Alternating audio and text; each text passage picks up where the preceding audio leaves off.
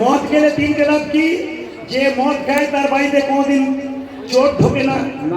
কিছু মনে করবেন না, আমি মাতালকে সম্মান দিই। এইদিকে কিছু মনে করবেন না, কিছু মনে করবেন না। আপনাদের আসলে একটা জিনিস দেখলাম, কি বলুন তো? বলবো না, বাদ দিয়ে দেবো, বলবো না, বাদ দিয়ে দেবো, অনুমতি নিয়ে বলবো। আচ্ছা দাঁড়ান, দিবে।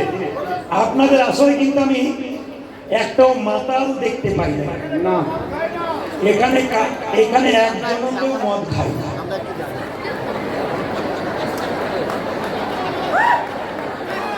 সব জায়গাতে আছে নাকি? আমি ভাবলাম এখানে নাই। কিছু মনে করবেন না, আমি মাতালকে সম্মান দিই। এইদিকে কেন সম্মান দিই? পেঁয়াজ আলুর দাম বেড়েছে বলে রাস্তায় ধর্মঘট চলে, দাম কমাতে হবে, কমাতে হবে। মদের দাম বেড়েছে বলে কোনো মাতাল একটা দিনের জন্য ইয়ে করে না, ধর্মঘট করে করে। আবার দেখুন যুক্তির কথা, যুক্তির কথা দেখবেন, যারা মদ খায় তারা সাপকে ভয় খায় না। যেমন দেখবেন ঝোপে ঝাড়ে মদের দোকান হয়, রাস্তা রাস্তায় দুধ বিক্রি হচ্ছে, দুধ নেবে কেউ কিনবে না। আর ঝোপে ঝাড়ে পুকুর ঘাটে দেখবেন টিম টিম করে আলো জ্বলছে, পাখি ধূপসার বেরিয়ে চলে আসছে। দেখবেন, হ্যাঁ বুঝিয়ে দিই, ধূপসার বেরিয়ে চলে আসছে। তো কিছু মনে করবেন না, একজন মাতাল মদ খেয়ে সাপের গর্তে মুখটাকে, সাপ তখন বাচ্চা নিয়ে মনে মনে ভাবছে, একবার সকাল বেরোতে পারলে বেটা ঢুকবুই, তো যা জ্বালাচ্ছিস।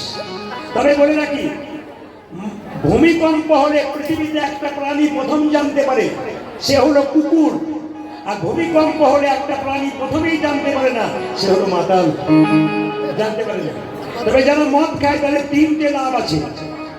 অনেকে ভাবছে বলুন বলুন, তাহলে দু চার ঢোক দেখবো বলছে। সে মদ খেলে তিনটে লাভ কি? যে মদ খায় তার বাড়িতে কোনোদিন চোর ঢোকে না। যে মদ খায় তাকে কুকুরে কামড়ায় না। আর যে মদ খায় তাকে দেখবেন সে কোনদিন বুড়ো হয় না, চিরকাল। এখন প্রশ্ন করবেন, তাহলে ভেঙে বলে দিই, বাড়িতে চোর ঢোকে না কেন? মদ খেতে খেতে খেতে খেতে লাংস কিডনি নষ্ট হয়ে যায়, সন্ধ্যেবেলায় কাশি শুরু হয়, ভোরবেলায় কাশি শেষ হয়। চোর ঢুকতে গিয়ে ভাবে বেটা কোনো জেগে আছে রে, দরকার নাই, বেরিয়ে যায়। আর কুকুরে কামড়ায় না কেন? মদ খেতে খেতে দুর্বল হয়ে যায়, তখন নিজে চলতে পারে না, লাঠি নিয়ে চলে, আর লাঠি দেখলে কুকুর নিতাই গোর হয়ে যায়। আর কেন কুকুরে কামড়ায় না জেনে নিন। আর কেন কুকুরে কামড়ায় না? ও ভাইরা, যারা প্রচুর মদ খায় তারা নর্দমাতে শুয়ে থাকে, আর কুকুরগুলো নর্দমাতে শুয়ে থাকে।